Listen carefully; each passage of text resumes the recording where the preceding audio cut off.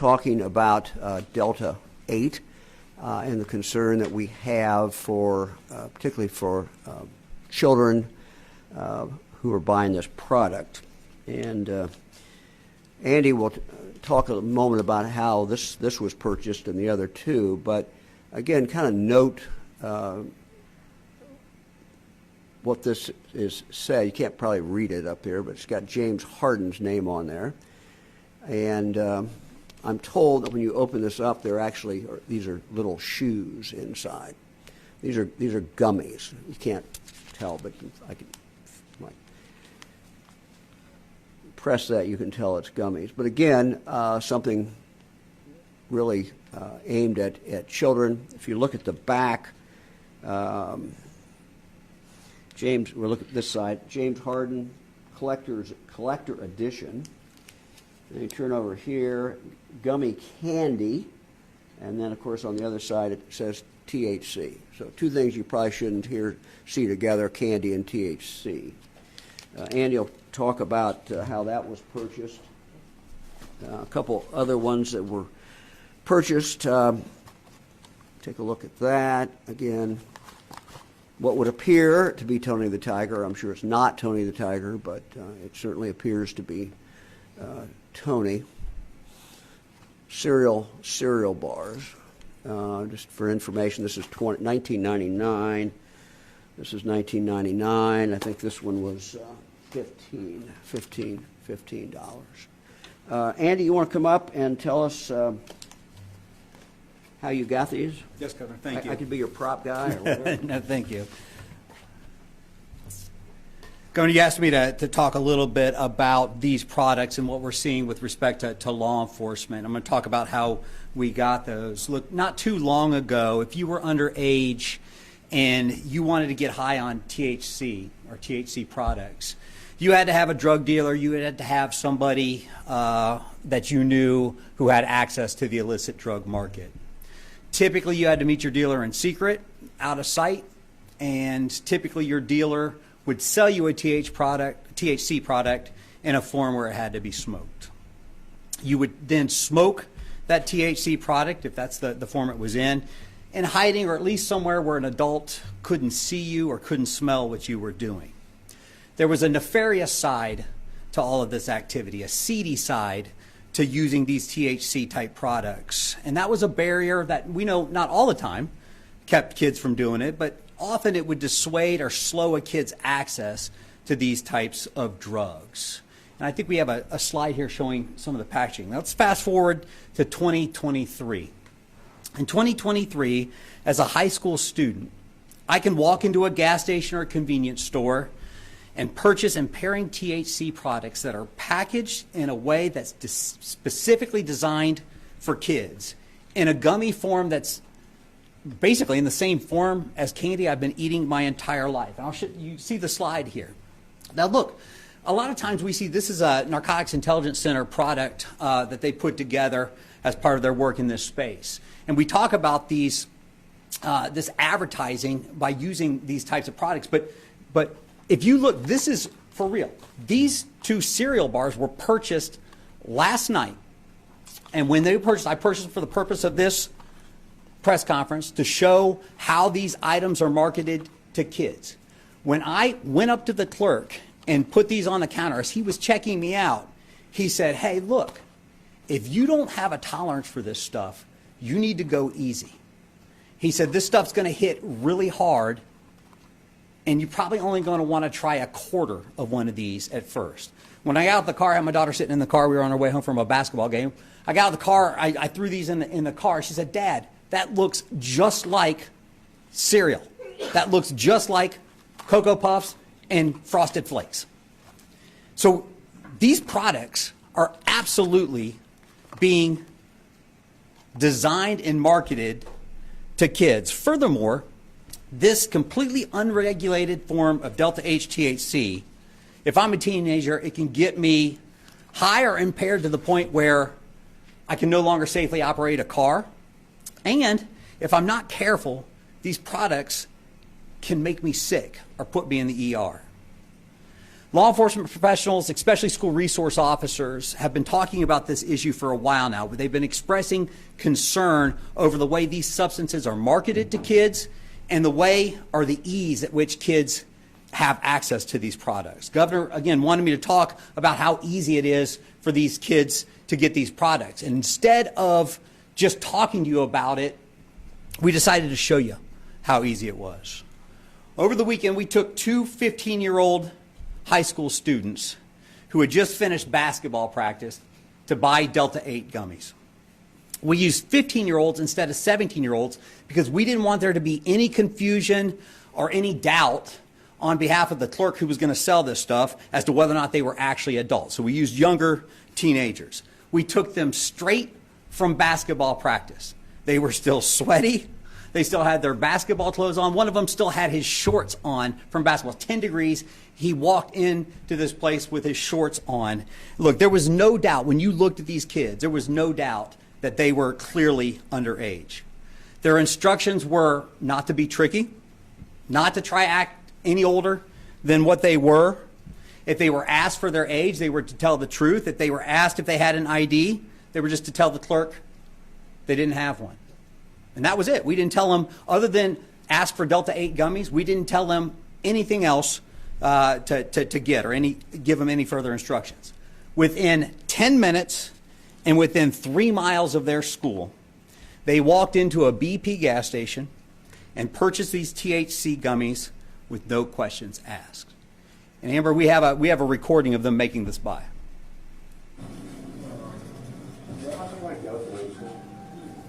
You have like gummies or anything?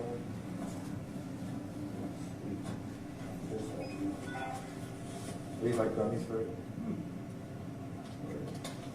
How much are they, you know? If we could have the price back on it. $15 for that. You want one? There you go. Or get one, please. We just get one. This one You want the cookies or this one? We'll just get this Yeah, one. what's it, please? I like Charlie's. Does it taste like the actual Charlie's? is no screen. 1609.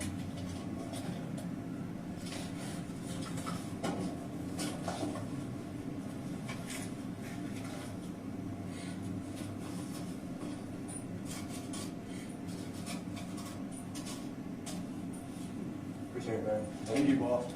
Thanks, Amber. Thanks, Amber. That's good. Now, one of the things that's interesting to me, and the governor was holding these up, and he talked to you about the fact that they are sponsored by James Harden, and they're in the shape of basketball shoes. They're gummies shaped like basketball shoes, clearly a basketball theme.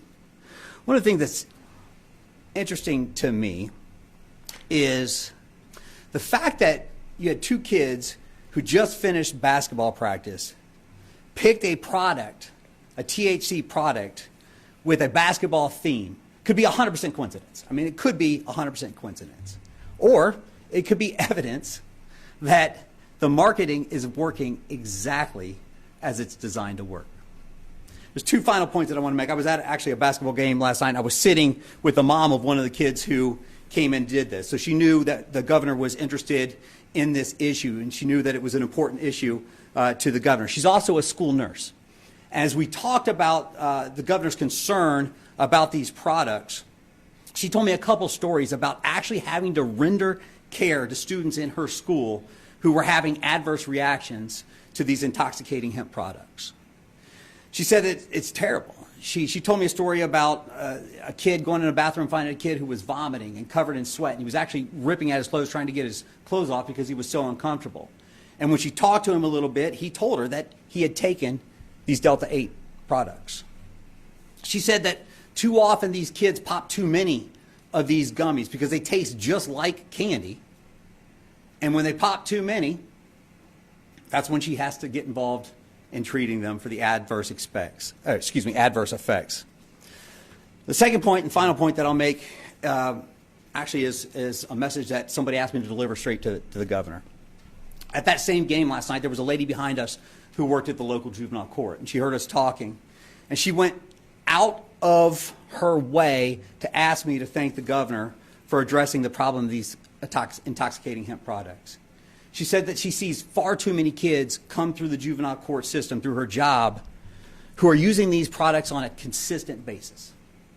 And she said that she's seen firsthand the negative effects that these products are having on the mental well-being of the kids who are court involved. And Governor, she told me to thank you for your efforts to keep our kids safe from these dangerous products. And she asked again, she said she hopes that the General Assembly will partner with you in addressing this important issue. So thank you, Governor. So what is this stuff? I'm certainly certainly no expert. So we've asked an expert to come and to really kind of tell us exactly what this is.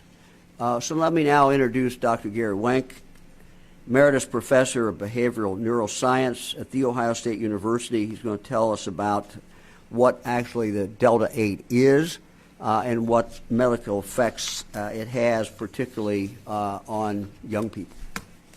Doctor, thank you. Thank you for joining us. My pleasure. Thanks, everyone, for being here. As the governor mentioned, I'm a scientist at OSU, and for the past 25 or more years, I've been studying the effects of cannabinoids and other chemicals on the brain. And my goal here is pretty simple. I want to tell you how we got to this point and why you should care about it. Right? What are these compounds doing? It begins as a story of two plants. The Delta-9 plant, the old cannabis plant, the marijuana plant that our parents and grandparents warned us about, and they probably used themselves. And that plant produced euphoria.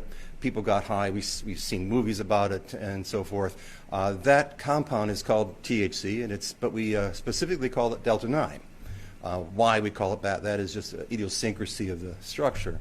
But the Delta-9 gets you high, and people found that they knew what to expect from it, and we knew that most people who started using that Delta-9 in the plant tended to be, 18 to 20, the typical student at OSU, for example, and an awful lot of mine that I've met.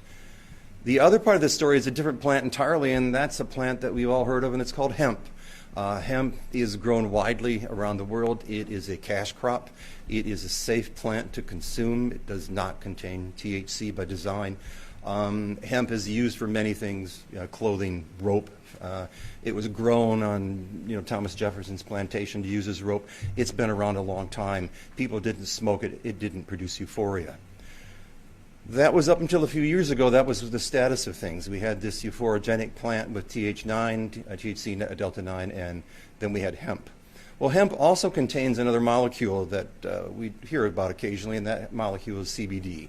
You can buy CBD in grocery stores and vape shops and gas stations. It's easy to come by. It is not going to produce euphoria. It's not going to harm us. And it's quite popular, and it's creams, gels, and inhalants and so forth. People think that it relaxes them, but it's not a harmful compound. Well, a few years ago, what we found was that another compound in the euphorogenic plant was called Delta-8, the one the governor mentioned to you. It's a variation on a theme. Delta-9, Delta-8, they both make you high. It wasn't such a problem because Delta-8's hard to come by. Until recently, someone discovered that it's very easy to convert all that CBD sitting out there in those fields inside hemp into Delta-8 and Delta-9, but the Delta-8 was the one they did. So the situation today is where we can actually take a perfectly legal plant, hemp, and very easily on your stovetop with a recipe you can find on the internet, a little acid, a little heat, and you can make a nice batch of Delta-8 THC, which is just as euphorogenic and just as harmful as Delta-9. But it's perfectly legal because it comes from a legal source. Delta-9 is regulated by the DEA, and it's a Schedule I compound with no medical use. That's the claim. Today, that's how it's considered. Delta-9 is considered and known to be harmful to young brains. We know this very well. It's been studied extensively. The younger the brain, the more harm is done. When the brain is developing, it is very vulnerable to the actions of THC, cannabinoids in general. Now, as the brain gets older, we see less of that, but even teenagers' brains are vulnerable to the dysfunction and alteration and maturation that Delta-9 and Delta-8 can produce. So that's sort of where we find ourselves today. This wasn't a problem in the past. It wasn't even a problem when the Farm Bill was passed, but it's become one because it's become so easy to take a innocuous plant and an inert, harmless molecule like CBD and convert it into something which produces euphoria and brain damage in young brains.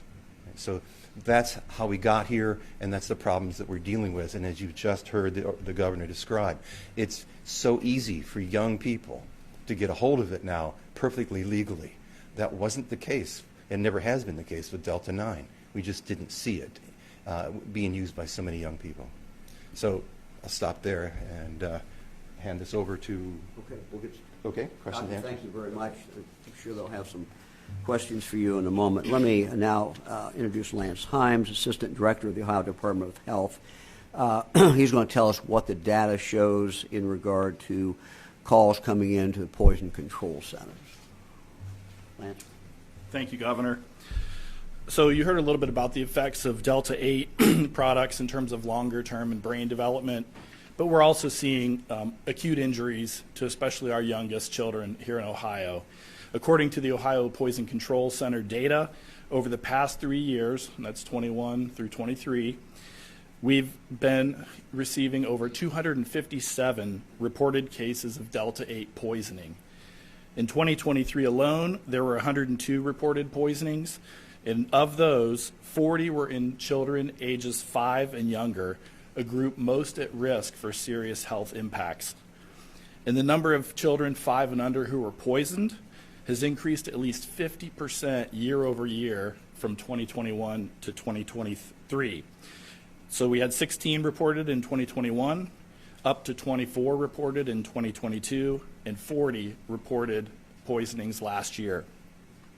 90% of those reported poisonings end up in the hospital or emergency room for those children under 5.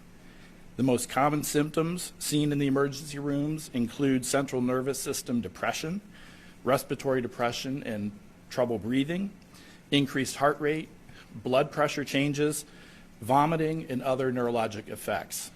So I want to take this time to remind all of you what the poison control toll-free number is. It's 1-800-222-1222. We encourage anyone needing those services to call. Thank you, Governor. Lance, thank you very much. In conclusion, when you package a product like this and you make a product like this, it does appeal, in fact, to kids. And this is exactly what the makers of this product are doing. We know they're harmful for kids. We know they're readily available. And, you know, I'm today, again, asking the state legislature to take immediate action. We cannot, local police cannot do anything. I cannot do anything without action by the state legislature. Senator Huffman, I know, is working on a bill to regulate Delta 8.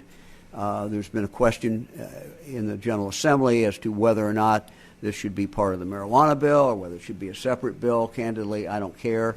I'm just asking the legislature to take action so that we can get these products off the shelf. And in the meantime, I would ask the retail establishments that are out there, you just heard about one, that are selling this product. They know what it is, as you heard recounted by Andy. They know what this stuff does, and the responsible thing to do is to take it off your shelf. If you know, but we do need action by the state legislature to make this illegal. It is, as the doctor indicated, it's really it's a loophole. It's a loophole that's become apparent actually since the hemp bill was passed, since the agriculture bill was passed. It was not something that was really known that you could do this, but the opportunists have again moved in very, very quickly. And nothing wrong with being an opportunist, but when it's hurting kids and poses a serious risk to children, I think that means it's time for the state legislature to take action. So we'll be happy to answer any questions. And again, Doctor is up here, and I'm sure he'll answer any. Yeah. There's no law about it. So the answer is no. There's no age limit. Anybody can walk in and buy the product. So what the two individuals that Andy had go in I mean, it was perfectly legal what they did. It was perfectly legal for them to buy the product. It was perfectly legal for the product to be sold. So that's our problem. We need to change that. Yeah. Governor, over the summer, you guys had a task force airing Read and Reddit about this very issue. Can you tell me, like, what prompted that task force and what did you guys conclude, that kind of thing? Yeah, Andy, you want to take that? So much of the work that was covered by the task force was the kind of work that the doctor was talking about. So looking at the issue, looking at the accessibility to kids, looking at what other states are doing. So ultimately, it resulted in the governor making the push that he just did today, and that he's been talking about, is making an appeal to the General Assembly to address this issue in a manner that keeps our kids safe. Besides Virginia, can you think of any other state that is moving these into dispensaries? Ooh, I don't know the answer to that off the top of my head. I What don't was the question? I didn't get. Besides Virginia, Oh. do you know any other states that are moving it into dispensaries? Right, when we were dealing with it in the Medical Marijuana Advisory Committee, that we just finished serving on that, we saw that most of the states, where Illinois and Nevada in particular, I remember, were introducing them, especially Nevada. Governor, so just to clarify, are you asking for an all-out ban, including these products not being sold in dispensaries, or do you want these products to be moved to dispensaries? Because some states have moved to ban Delta 8. Look, I would be very happy to have it banned. This is up to the legislature. If it is moved, excuse me, if it is moved basically under the marijuana protocol, you wouldn't see packaging like that. They couldn't do that. It was going to be a plain wrapper. You couldn't sell it to a child. So, that would certainly be great progress, and I would be satisfied with that. If they want to ban it, that's fine with me as well. The biggest concern we have is, again, it is a product that looks like it should be consumed by a child. It is a product that is advertised by the packaging as if it is for a child. So none of those things could occur if, in fact, it was under the protocol of the sale of marijuana. So there's two ways for them to move on it. I just want to get it off the shelves. I want to get it out of the reach of kids. Are you asking for a ban on Delta 8 specifically, or cannabinoids as a whole? Because there are like dozens and dozens. Yeah, sure. Go ahead. You've We're raised going to rely on experts in this, and let me just say, we fully expect these issues, as they did with bath salts, continue to move, and so we have to, play whack-a-mole and knock it down when we can. Will somebody else come up with something else? Yes, they will. And that's our obligation to go deal with it. The governor just summarized it perfectly. You asked the questions that's way bigger than you realize. If you were to Google analogs of cannabinoids, THC in particular, it isn't just Delta 8. You'll find dozens of them out there that are being invented constantly. So this is the tip of the iceberg. This is the first compound that we're going to have to deal with that is legal and harmful, but slips under the radar. So this is just the first one. I think how we deal with this one will determine how we deal with the rest of them. So they'll all have to be handled.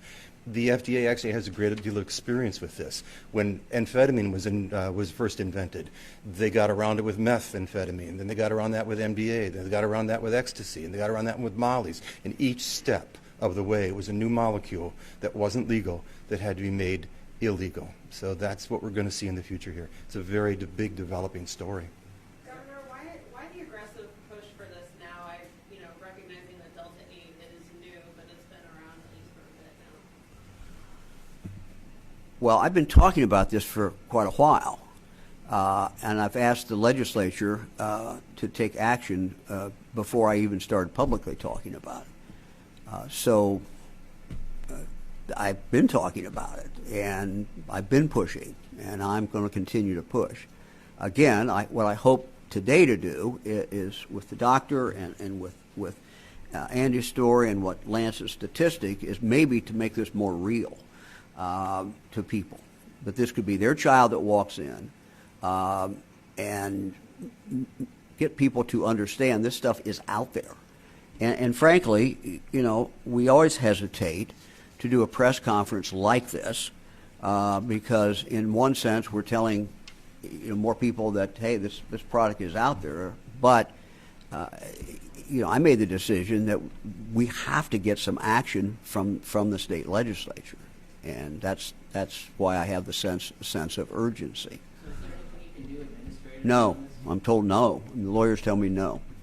If there's anything we could have done administratively, I would have done it. However, with something like this, and with asking the lawmakers to help you out and to help kids out, I mean, they haven't done anything on marijuana.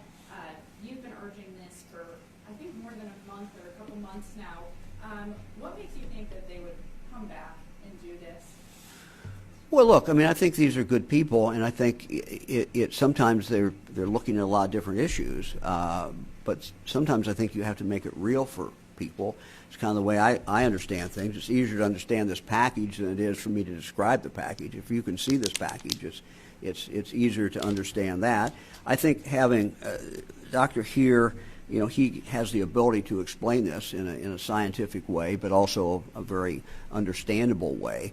And I think, the big concern is kids. The big concern is kids who are walking in, can legally buy it, and what that impact has on their brain. The younger the child, the more impact and the graver concern in regard to the cognitive development and the ability of that brain to function at the level it should function. Where would you be at on an age ban? Because you talk about the big concern is kids. How do you remedy talking about a ban on products like this at the same time that the state is making marijuana? Yeah, I think recreational legal? that's a good question. And, of course, I didn't vote for that, but the people did. And so, look,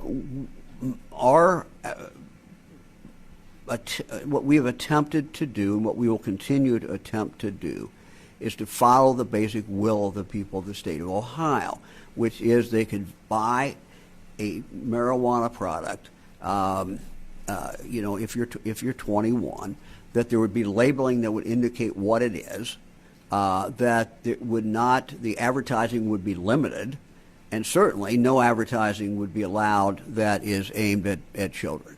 So, if it can be fit under that, maybe it can be. I think that's something the legislature needs to look at. They can certainly hold hearings and make a decision how they want to proceed. But my job is I think to alert people to a problem, and I'm going to continue to talk about it. So. Can I hear a little bit? Has the governor been able to reach out to the manufacturer of these products? Well, I'm not sure who the manufacturer is. My experience in life, candidly, has been when we reach out to manufacturers or when we reach out to people who are selling a product, I have not been very successful by trying to persuade them to stop selling the product. That's been my experience as a prosecutor, and then my experience as the Attorney General. So,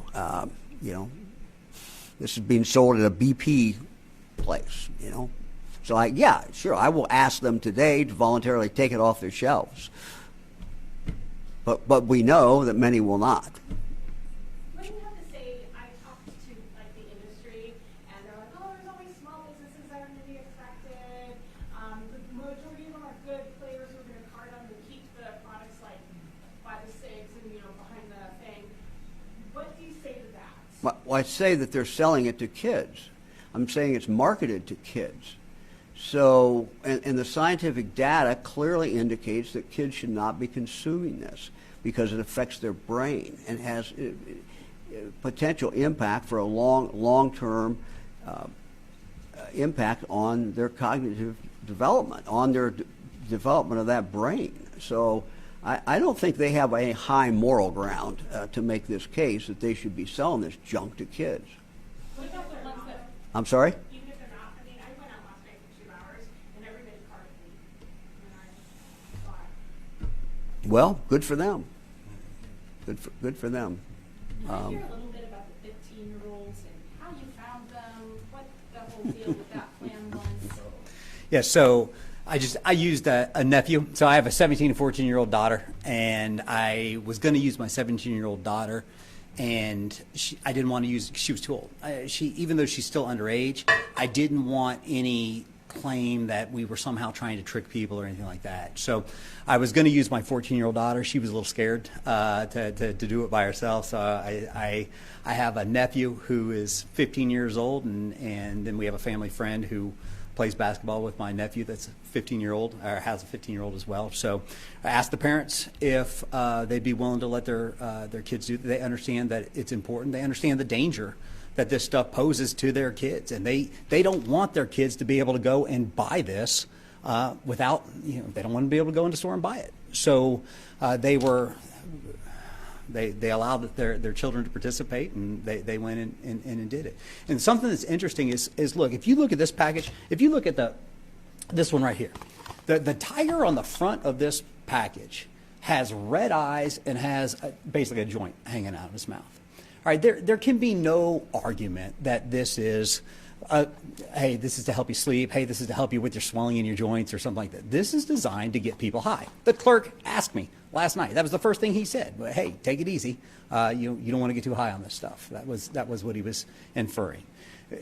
I don't think there's anybody in this group, and certainly probably very few people who are listening to this, who think that it's a good idea to target products designed solely to get people high, and that's what these are this way designed to do, to children. So it's not a heavy lift. It shouldn't be a big ask for the General Assembly or for anybody to take steps necessary to make sure that this doesn't get into our kids' hands. And if retailers are carding, good. That's what you should be doing. But let's put something on the books that ensures that the bad actors can't get this poison to our kids as well. Yeah, Doctor, let me ask Doctor. You want to talk about, you and I were talking before, and your concern about these kids, what impact this could have with any kind of regular use of this stuff. Right. What do we know? What do we don't know? Actually, we know a little bit about all the age groups now. There have been clinical trials that have been done, not often in the U.S. Some of them have been done here and do get published, and they're peer-reviewed, so we tend to trust them. So what do we know about this? When we look at the age groups that we tend to associate with the Delta 9, they tend to be 18 to 25. There's a peak around age 20, and they use it sporadically once or twice a week. Occasionally you have a few students who choose to use it on a daily basis. That tends to be more rare. But then we look at the grade school and high school kids, people who are around puberty, plus or minus 5 years. And oddly, what you're finding is that they find these things and they will use them continuously all day long, every day. They share them with friends freely and easily. And so what we're finding is that there's less self-regulation in their behavior in the younger children, which is doubly worse because the brains of my 21-year-olds can probably handle it a little bit better than the brains of 8-year-olds. And so we're finding that these 8 and 10-year-old children are dosing their brains on a regular basis. So that asks, the governor, I talked about this issue too. Does dose matter and the frequency matters? And it does with all drugs. It does with alcohol and nicotine that we're familiar with. But what's really bad is when you start to use a drug on a daily basis. Even low doses on a daily basis can produce quite a bit of harm, especially in a young brain that is busy growing every day. And we've seen the consequences in these studies, that the children have difficulty paying attention in class. They become emotionally unstable. They have difficulty learning things, and they stop attending classes. They start acting out at home, and the parents know something's wrong. But, if they're just eating cereal, apparently, in their bedroom, you don't really notice it. It's so easy for them to hide. But as we mentioned many times, that's why this is a crisis, because it is a perfectly legal compound that does a great deal of well-documented harm. That's where we are right now. This is why it's come to a head. And you asked a question before about why weren't we concerned about this a few years ago when it first came up. Well, Delta 8 has gotten a lot easier to get now. Delta 8 shows up in the marijuana plant, but it's in really low levels, and it's tough to get out. So it was commercially expensive, costly to do. But you could make it and you could sell it, and it wasn't regulated. So that was why they bothered trying. Well, today Delta 8's really easy to make, so it's become a crisis for that reason. And now, And this is why we have to have it regulated. You know, I served on the Medical Marijuana Advisory Committee for 5 years, and we dealt with a lot of the issues that I think you brought up, which was that how do you decide who's going to use it and under what conditions? Well, we worked through a lot of those regulations and to make it work for people 21 and older. So we have a framework. We can apply it. We don't have to, we don't have to push the legislature too far, but we do need to push them. They've got to act on this because it's become a crisis for kids that, we can't wait on any longer. Yes. Yesterday when I was doing my going to stores, somebody sold me, swear to God, I have a photo. Somebody sold me a joint that is THCA. Yes. So, Can we talk about that? Sure. Is that going to be covered in this? no, it won't. That's, this is one of those analogs. THCA is what the plant makes prior to making THC, the Delta 9. It's a precursor. There turns out to be a family of them, and you can get those. And so it's like a prebiotic from that logic. You take it, and you wait for your body to convert it into something active. So for all intents and purposes, it's, still THC Delta 9. It just isn't yet. So because it's a precursor, not an analog, it wouldn't be covered in this bill? Well, we don't have a bill yet. This is my answer to this gentleman over here. You're going to have to decide this in every compound that's brought before you. We are going to have to deal with THCA and B, there's some others, the precursor compounds, because they're out there. And they are tested for. So when we sell product at dispensaries here in Ohio and the other states, we do measure them because they do matter. And you need to know about it as a consumer. But that was how we were dealing with Delta 9 products in dispensaries here in Ohio and across the nation. And I should also point out, you don't have to go to a BP or anywhere. You can just Google Delta 8 gummies on Amazon, and you get 15, 20 products that you can order from the comfort of your own home, and they don't ask you how old you are. Perfectly legal. Yeah. Why wasn't this part of House Bill 86, the bill that you passed up to the Senate? I'm sorry, why wasn't what? Delta 8, my understanding is Delta 8 is not addressed in House Bill 86, which you worked, it is addressed in it? It isn't. My understanding is that it was put into the bigger bill that was ultimately passed. The problem is the House is not taking any action. Okay. So it doesn't have to say Delta 8, it's just going to say different. Well, I don't have the language in front of me, so I can't. I searched it, it's not in there. Yeah. I think we're talking about intoxicating hemp products is really what we're talking about. Is that how the state is choosing to define these products? Because when you Google intoxicating hemp, it comes up, but I most often, and even trying to explain it as a journalist, explain what these products are, it's obviously a very long-winded explanation of the chemical compounds. Is the state going to, moving forward, is the state defining these as intoxicating hemp products? The state is going to have to do what we've done in the past. It's what we've done, for example, with the bath salt problem. As the doctor said, people continue to be able to move the bar, and we're going to have to react to each one. And look, there's a public policy decision to be made. Each one of these contains a public policy decision. And it seems just to me this is the decision that's in front of us today, and that is, do you want kids to be able to buy this stuff? And I think the answer is no. So therefore, we should take some action and ask the legislature to take action. Will there be something that comes up in 6 months? Will it come up in 2 years? Yeah, probably. That's why we have the legislature that's in session. Yeah, that's why we have the opportunity to react. That's what we have to do, is react.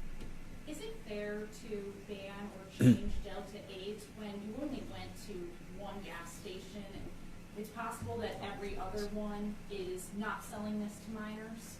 Well, first of all, there's no there's no standard. There's no law. It seems that people would expect us to have a law that says when you can sell a certain product.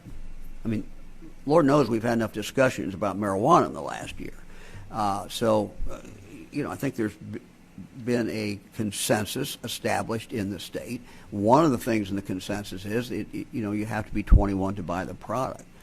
So we don't rely on the goodwill of every clerk on any other product. So it doesn't make any sense that we would here.